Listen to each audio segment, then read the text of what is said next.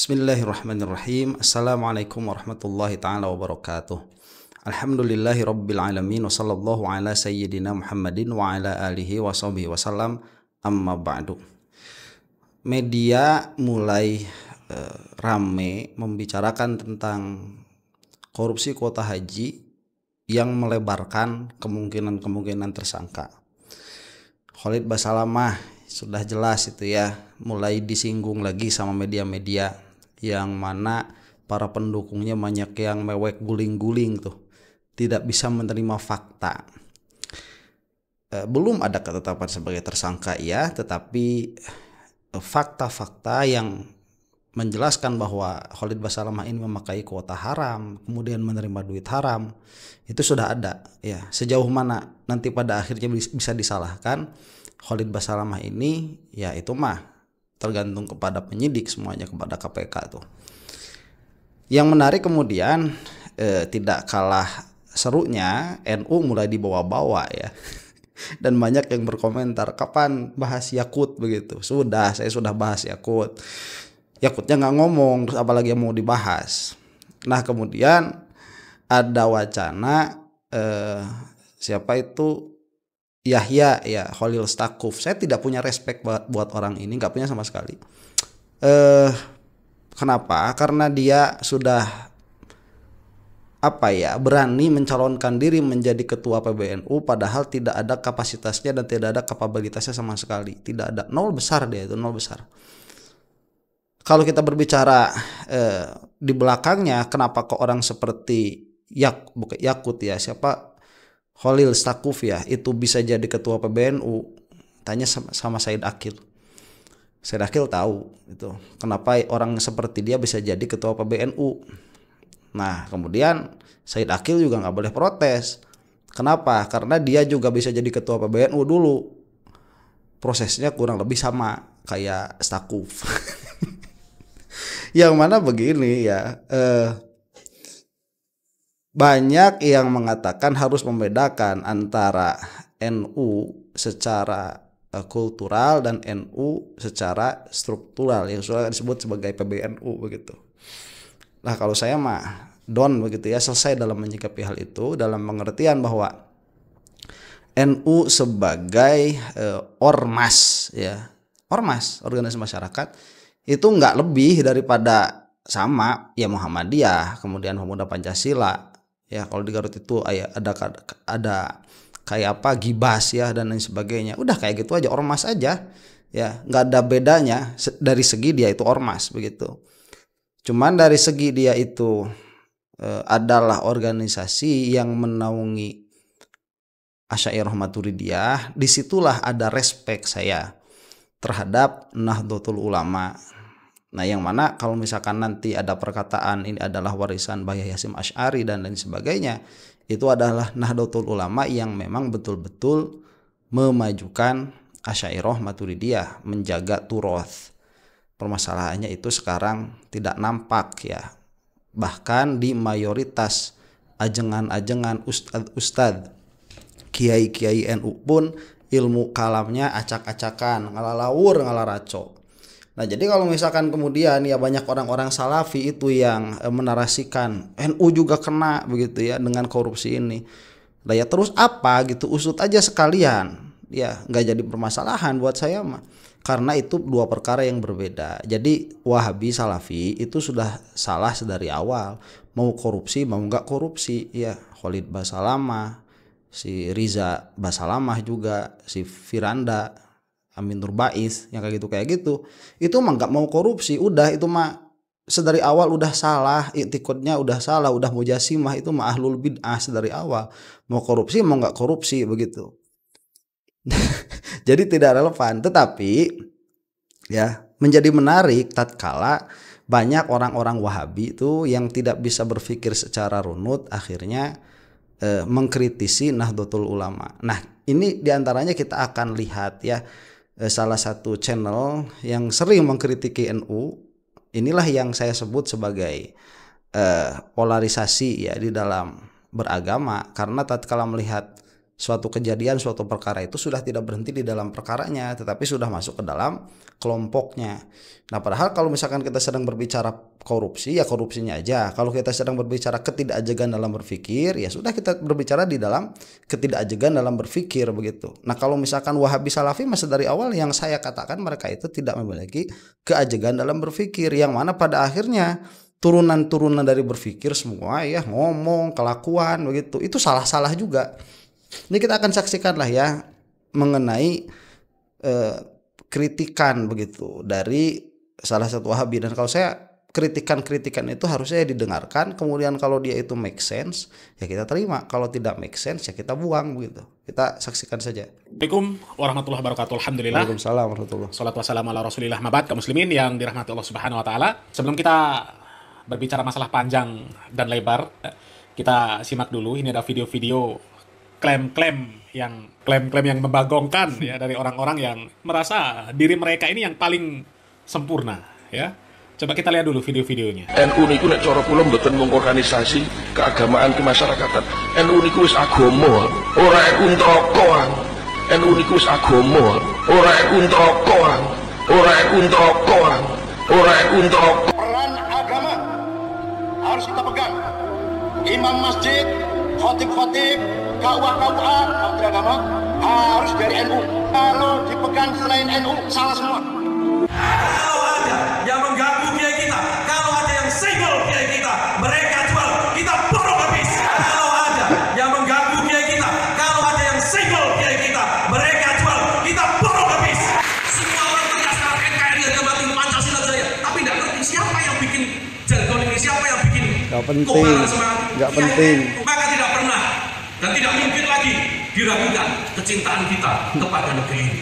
100% yang diajarkan NU sunnah Rasul. Itu Sebentar. klaim. Oke, itu sebab beberapa video sudah saya bahas ya, terutama pertama orang NU ngerokok begitu. Yang mana oke lah, ini susah kita membicarakannya itu ya, karena begini dulu. Wahabi itu yang menjadi distinct dengan Ahlus Sunnah wal Jamaah dengan Aswaja itu di dalam tajsimnya, itu yang paling di dalam mujasimahnya mengatakan Allah di aras, kemudian Allah punya tangan yang hakiki, cuman beda bentuk dengan tangan kita, punya kaki yang hakiki, cuman beda bentuk dengan tangan kita. Itu kelaziman yang mereka katakan tuh. Turun sepertiga malam terakhir ke langit bumi begitu. Kemudian apalagi kalau sampai diisbat bergerak dan diam. Itu yang menjadikan Wahabi itu kalau begini ya, ini diskursusnya diskursus teologi ya, bukan diskursus kelompok begitu, bukan, ini diskursus teologi. Karena tatkala misalkan mereka itu bilang NU, itu jelas ada kantornya, ada ketuanya. Kalau kita bilang Wahabi, itu nggak ada kantornya, nggak ada ketuanya begitu. Itu permasalahannya. Makanya sebetulnya ini diskursusnya bukan diskursus ormas, tapi diskursusnya itu diskursus teologi. Jadi tatkala mengatakan misalkan nggak NU nggak neraka, tidak NU neraka, itu permasalahannya teologi sebetulnya, bukan permasalahan ormas. Cuman ya orang ini lagi ngomong di kalangan NU jadi begitu omongannya. Dan saya mempertanggungjawabkan perkataan saya begini ya. Orang itu tatkala dia jadi Wahabi ya. Tadi sekali lagi ini adalah diskursusnya teologi. Tatkala dia jadi Wahabi, mulai bangun tidur sampai tidur lagi dia berdosa terus-menerus. Malah sebagian ulama ada yang mengatakan dia itu kafir. Wa Khair Afandi di dalam kitab Tijan Ad-Durorinya Taudih itu mengatakan kafir mujasimah itu. Itu udah jelas tuh ya, posisi kita nih Aswaja jelas. Cuman karena ngomongnya ini di dalam permasalahan ukhuwah, kita nggak ngomongin kufar kafir enggak. Ini permasalahannya lain. Kalau misalkan indanas di sisi manusia, kita mah udah mukmin semua. Jangankan Wahabi begitu ya, orang yang nggak ngerti sama sekali dengan rukun iman rukun Islam, ya udah Islam begitu. Orang yang baca syahadat cuman mau kawin itu juga Islam, sudah itu mah selesai ya. Makanya orang seperti yang punya channel ini, dia tidak memiliki keluasan wawasan dan keluasan diskursus untuk membicarakan apa yang sebetulnya ingin dibicarakan. Nah ini kan yang mau dibicarakan permasalahan korupsinya kuota haji, kemudian bawa-bawa video seperti ini sudah tidak relevan sebetulnya. Nah jadi kita cut di sini ya dalam pembahasan seperti ini nanti kesana-kesananya itu udah nggak nyambung. Apa yang mau disampaikan begitu sebetulnya dari gestur seperti ini. Kalau misalkan mengatakan yang merasa yang paling benar, lo emang kok begitu bukan merasa paling benar, emang kenyataannya yang benar itu Ahlus Sunnah wal Jamaah. Aswaja mana? Aswaja yang kita itu memperkenalkan diri sebagai Asy'ariyah Maturidiyah. Itu udah yang bukan merasa paling benar, itu udah kenyataannya benar. Kalau kamu nggak terima itu kenyataannya yang benar, yuk ngobrol begitu, debat. Kalau kamu memang mau mencari kebenaran. Kalau kamu tidak mau mencari kebenaran, ya ngapain juga debat, belajar aja sendiri. Celaka kamu sendiri begitu. Jadi ini diskursusnya harus diselesaikan dulu di situ. Dari para pembesar NU, klaim-klaim dari para pembesar NU, bukan jamaahnya ya, bukan klaim dari orang-orang yang mereka nggak punya jabatan di ormas NU. Mereka orang-orang yang terpilih, ya kan nggak mungkin untuk menjadi ketua PBNU, untuk menjadi ketua GP Ansor. Yang jelas nggak mungkin orang yang punya posisi jabatan di ormas terbesar di Indonesia, ormas Islam terbesar di Indonesia, bahkan dunia. Kan nggak mungkin itu orang-orang yang, bukan orang-orang yang terpilih. Pasti orang-orang yang terpilih. Harus melalui seleksi yang luar biasa. Sebentar, nah itu masalahnya nggak begitu. Dia nggak kenal NU. Nggak, di NU itu ya keluarga dulu. Keluarga yang utama tuh. Kamu punya turunan, kamu laku di NU. Kamu nggak punya turunan, kamu di NU nggak laku. Jadi saya suka agak sedih juga. Ini otokritik saja, saya mau bebas lah. Bodoh amat orang mau punya pandangan seperti apa begitu ya. Karena perkara itu kita harus ajak di dalam melihat perkara. Banyak sekarang nih dari orang-orang NU, baik yang kultural ataupun yang struktural, yang mengatakan nasab itu tidak laku ya, yang berkaitan dengan nasab ya, habaib itu begini dan begitu. Padahal mereka itu sebetulnya menjual juga nasab mereka, itu sama aja ya. Mereka nggak boleh ngomongin Faqih Muqaddam misalkan, tidak membolehkan begitu ya. Itu bukan orang Indonesia. Siapa kemudian Ahmad bin Isa, Al-Haddad sekarang sudah mulai disenggol-senggol, tapi mereka ngomong-ngomong Mbah Yai Hasyim Asy'ari, sama aja ya. Mereka ngomong-ngomong Yai Bisri, sama aja. Kalau kamu nggak mau bawa turunan, jangan bawa turunan. Kemudian tatkala membicarakan tentang Nahdlatul Ulama, pakai apa patokan yang benar, yang paling pinter tuh keaswajaannya. Kan ulama namanya juga, bukan politikus. Jadi ini terlalu husnuzon begitu ya. Makanya kalau misalkan keluar pernyataan-pernyataan yang nyeleneh dari ketua PBNU, mulai dari siapa itu Said Akil Siroj, itu sebetulnya tidak merepresentasikan NU sebagai ideologi. Apakah itu merepresentasikan NU sebagai ormas? Iya, sangat merepresentasikan, karena memang NU ya begitu secara kultur keorganisasian begitu NU mah. Berpolitik nggak malu mereka mah, kemudian ngomong ceplos-ceplos nggak malu mereka mah, selama itu di kalangan mereka sendiri begitu. Itu memang begitu. Jadi tidak merepresentasikan NU sebagai ideologi. Nah ini yang harus difahami oleh orang-orang Wahabi kalau mau nyerang sama Nahdlatul Ulama sebagai organisasi yang berbasis teologi, yang berbasis ideologi begitu. Harus begitu cara memahaminya supaya nggak jadi fitnah. Ya kasihan aja nanti kalau misalkan ngomong ini kan NU yang diomongin, semua NU kayak gitu. Lah, saya ini loh dilantik jadi NU itu langsung oleh cucunya Mbah Yai Hasyim itu. Itu saya dilantik oleh beliau itu. Jadi nggak ada pelantikannya di kuburan itu, di dananya. Dalam pengertian bukan ikut Nahdlatul Ulama begitu ya, PDPKNU dari awal, nggak begitu kalau saya mah. Karena ke-NU-an itu dari awal dia bukan secara keorganisasian, tetapi dia itu secara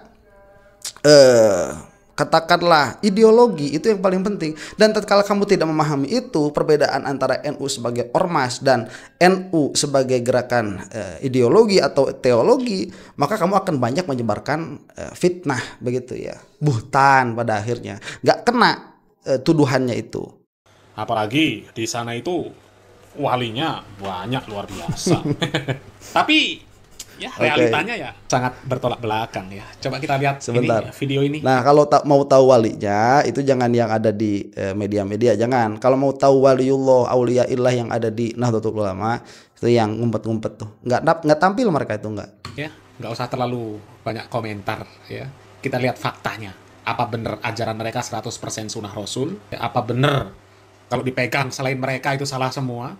Apa benar mereka itu cinta terhadap NKRI, cinta terhadap kiai? Ya, apa benar ya agama itu ya seperti yang diamalkan oleh orang-orang yang ada di ormas no ya. Coba kita lihat video ini. Ini ya permasalahan kuota haji ini terkait dengan penyelenggaraan ibadah di atau di salah satu agama. Nanti masalah keagamaan menyangkut umat beragama di proses peribadatan. Jadi tentunya ini melibatkan organisasi keagamaan seperti itu. Jadi kita sedang melakukan follow the money, gitu. Kemana saja itu mengalir seperti itu. Tentunya bukan dalam artian kita mendiskreditkan salah satu organisasi keagamaan tersebut. Tidak. Kita memang di setiap menangani perkara tindak pidana korupsi, kita akan dan menelusuri kemana uang-uang itu pergi. Sebentar ya, itu nggak usah malu juga mendiskreditkan ormas. Kalau memang ada ormasnya nggak bakalan kena, ormasnya mah nggak bakalan. Organisasi itu bukan orang, mereka nggak punya niat jahat gitu. Orangnya yang bakal kena. Kemudian nanti imbas kepada organisasi yang ada, ya resiko itu mah nggak usah pakai sungkan-sungkan ya. Apakah KPK sudah koordinasi dengan PPATK dan sudah mendalami ada aliran dana ke organisasi keagamaan dalam perkara ini? Pertanyaannya dalam rangka kita mencari kemana. Kita sering sampaikan bahwa kita melakukan penelusuran dari uang yang pada tahap awal kita sampaikan secara kasar itu sekitar 1 triliun itu. Nah, kita kan cari kemana saja. Nah, tentunya kami benar berkoordinasi dan komunikasi dengan PPATK. Kemudian kenapa harus ke lembaga-lembaga keagamaan seperti itu? Pertama karena memang ini permasalahan kuota haji ini terkait dengan penyelenggaraan ibadah di atau di salah satu agama. Nanti masalah keagamaan menyangkut umat beragama di proses peribadatan. Jadi tentunya ini melibatkan organisasi keagamaan seperti itu. Jadi kita sedang melakukan follow the money, gitu. Kemana saja itu mengalir seperti itu. Tentunya bukan dalam artian kita mendiskreditkan salah satu organisasi keagamaan tersebut. Tidak.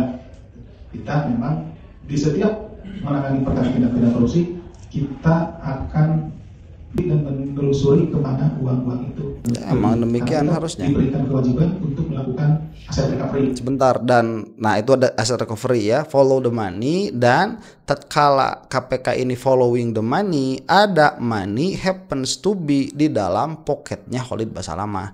Itu pun harus dilihat, dan itu tidak sedikit ya, nggak sedikit itu. Ya nggak sedikit, itu banyak. Jadi dalam hal ini mah nggak usah lah bawa-bawa manhaj begitu ya. Kalau kata Wahabi, saya tuh menyalahkan Khalid Basalamah membawa-bawa Wahabi di dalam inkonsistensi berpikirnya, bukan di dalam korupsinya begitu. Oh ini korupsi sunnah, kagak begitu. Itu udah urusan lain.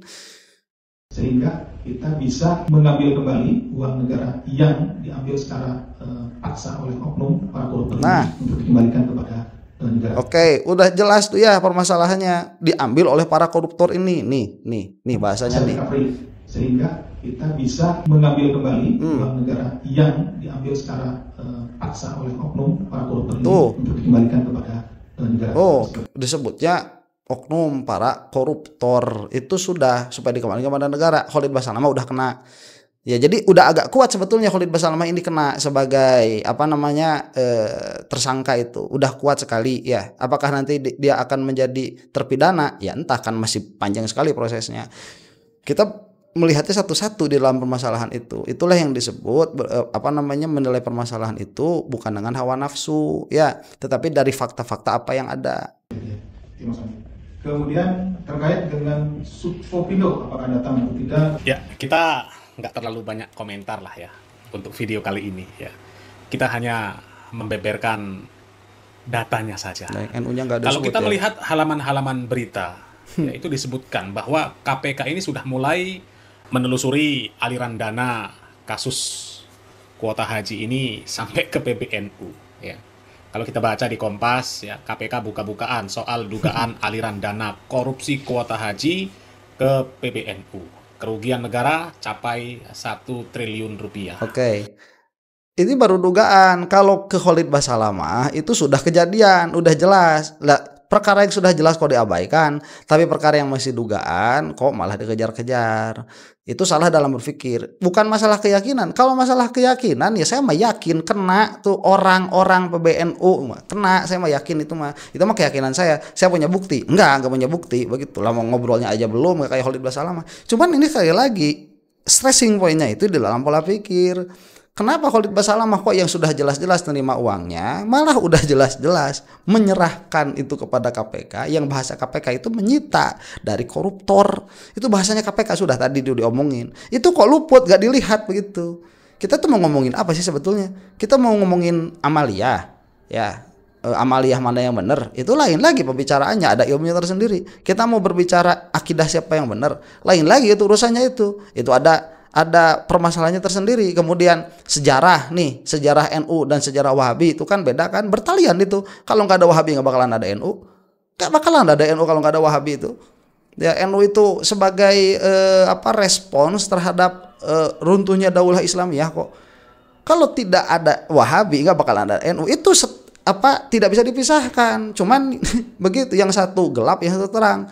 Ya kenyataannya yang benar mana, yang aswaja itu kenyataannya. Cuman sekali lagi, apakah ini relevan tatkala kita berbicara mengenai kasus korupsi? Nggak relevan sebetulnya kita membicarakan hal itu. Ya udah, kita lihat saja di dalam kasusnya. Nah, jangan sampai karena kamu itu misalkan Wahabi, ya Wahabi itu ada yang ngomong, Ustaz Wahabi itu siapa? Alah, jangan pura-pura nggak tahu tuh. Wahabi itu orang-orang yang suka ngomong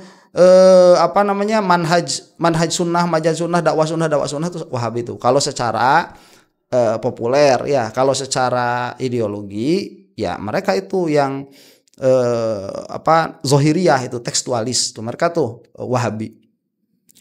Kamu mau aku mau enggak, itu udah begitu keadaannya. Itu tidak bisa dipisahkan. Jadi kalau lagi ngobrolin negara, ya itu dipisahin tuh. Dalam pengertian jangan dibawa-bawa. Yang kelihatan apa fakta-fakta yang ada sudah sebutkan. Apa kita kan nggak mau ya. Ada orang Wahabi pun nggak mau kan ada orang-orang Wahabi yang korupsi, begitu kita pun NU nggak mau ada orang-orang NU korupsi. Nggak. Tadi yang dikatakan ya Indonesia itu Menteri Agama harus NU, ya jelas kalau membicarakan setuju dan tidak setuju, jelas saya setuju begitu, harus dari NU. Cuman bukan NU macam Said Akil, bukan NU macam Stakuf, bukan macam mereka begitu. Mereka mah apa ya? Saya mah begini, kalau Stakuf sama Said Akil jauh ilmunya, tinggian Said Akil. Tapi Said Akil mah sama aja, ada kebodohannya juga Said Akil itu. Saya berbicara dalam hal teologi begitu ya. Jadi ini jangan kemana-mana ngobrolinya, jauh tuh. Jadi melebar permasalahannya. Kita tidak akan bisa melihat permasalahan itu secara tajam. Kemudian kalau kita membaca di halaman antaranews.com, di sana disebutkan KPK telusuri aliran dana kasus kuota haji ke PBNU dan masih banyak lagi. Ya. Dan ya kita nggak banyak komentar lah ya. Kita hanya bertanya-tanya saja. Kok bisa ya dengan klaim mereka yang seperti itu ternyata realitanya justru ya sangat bertolak belakang ya. Dan ya mereka mau menghindar gimana lagi kalau sesuai data dan faktanya ya seperti yang kita saksikan sekarang ini. Belum ada data dan faktanya, belum ada, baru satu saja si Yakut. Jadi jangan ngobrolin mereka, ya mana data dan faktanya, nggak ada. Belum ada data dan faktanya, belum ada. Yang ada itu justru baru Khalid Basalamah, dan itu harus dilihat. Ya, nanti bakal ada, saya yakin bakal ada. Yakin kena saya itu berapa persen? 98% lah. Ya, kalau enggak 99% itu nggak bisa 100% belum bisa. 99% kena udah Yakut itu. Kemudian orang-orang yang di sekelilingnya udah yakin kena saya mah. Cuman apakah itu dipastikan? Nggak bisa. Apakah itu bisa dikatakan data? Belum. Kalau yang dari Khalid Basalamah bisa dikatakan data tuh. Yang kan ada penyitaan juga dari Yakut. Itu di situ berhenti. Adanya itu di Yakut. Makanya jangan dulu bilang mereka itu siapa? Mereka kemudian dimasukkan kepada NU itu dari awal sudah buhtan ya.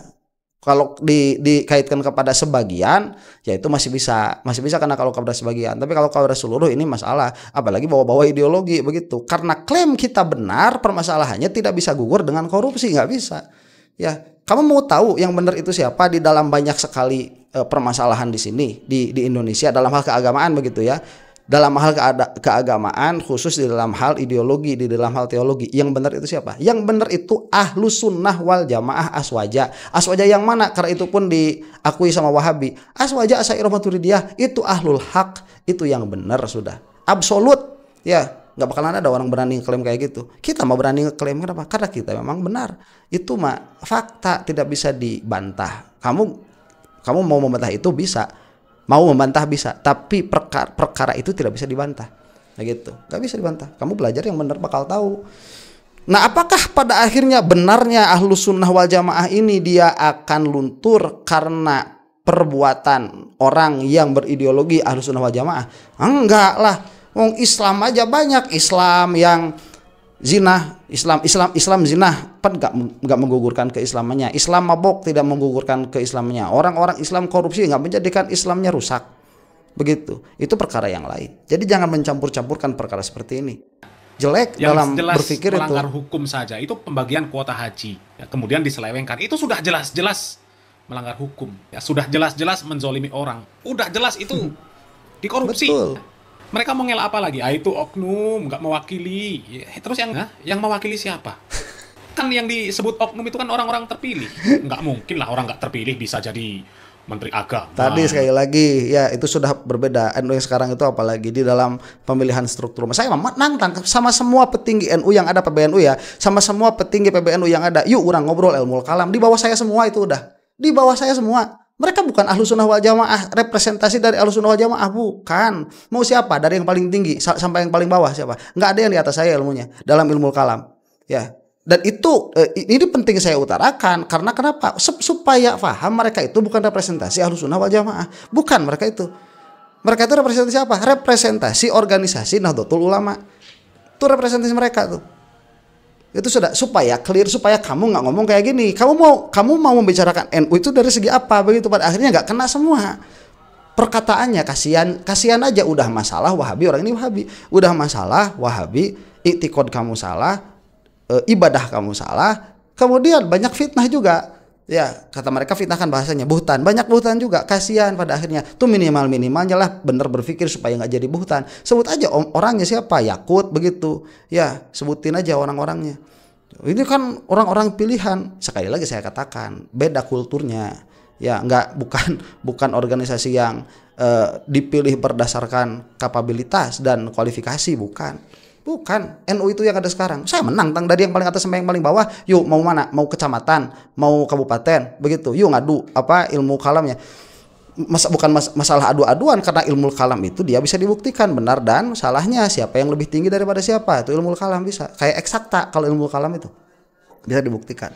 Nah itu, jadi jangan ngomong seperti ini. Ya sudahlah, itu sudah jelas ya. Jadi dari apa yang mau saya sampaikan, mudah-mudahan narasi-narasi seperti ini tidak terjadi lagi. Narasi apa? Narasi yang diserang itu kok malah NU sebagai ideologi, kemudian NU sebagai katakanlah apa ya, kumpulan amaliyah yang suka dikatakan bid'ah sama mereka begitu ya. Jangan, itu membeda lagi permasalahannya. Jadi kita ngomongin korupsi, kita ngomongin bersih-bersih NU, kita ngomongin bersih-bersih NU begitu ya. Biar jelas perkaranya. Nah, kalau jelas perkaranya ya mudah-mudahan ada yang lebih baik, karena yang salah itu apalagi hubungannya dengan kemaslahatan umum, ya itu harus terlihat begitu ya, supaya ke depan tidak terjadi lagi. Demikian, Allah taala alam bisawab. Mudah-mudahan Allah Subhanahu wa taala mengampuni kita semua. Assalamualaikum warahmatullahi taala wabarakatuh.